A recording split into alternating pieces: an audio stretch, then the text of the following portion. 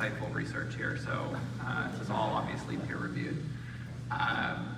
So just as a starting point to kind of set the stage, this is the very thing you see when you Google architect. Obviously, this is exactly what all of you do all day long, peering over models, wearing hard hats in your office, sketching, holding a lot of drawings under your arms, all of that good stuff. And then, of course, it's very carefully and detailed in its explanation on Wikipedia of what an architect does, oversees the construction of buildings, there's a Latin origin, blah, blah, blah. But obviously, there's a sort of lack of nuance here in terms of what does it mean to be an architect in the marketing world. But the important thing, in fact, is that this is how people see you. This is how the public, and generally speaking, your clients, unless they're really savvy, understand architecture.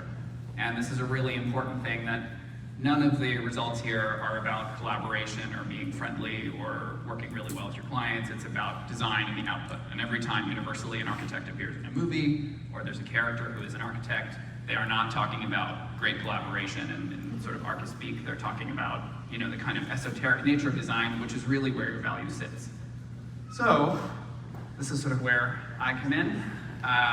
This is a picture of me like almost 15 years ago working at the Venice Biennale, where I had a real about-face in my career. I was studying architecture at the time at University of Detroit Mercy, if any of you have gone there. I did not study there for very long, but in a joint program with the University of Windsor, which is a really clever model they have where you basically study in Canada and the US at the same time. I'm Canadian originally, now lived in the States for about 10 years, but as I was studying architecture, I had this chance to intern at the Venice Biennale, and I discovered this whole world of architecture that lives outside of design.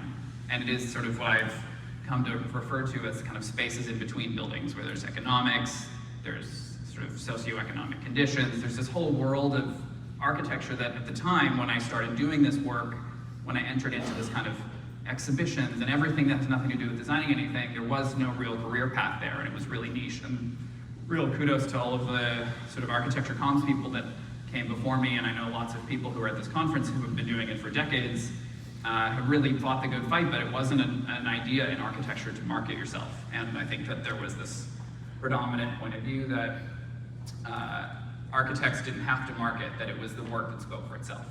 And that has very much changed in recent years.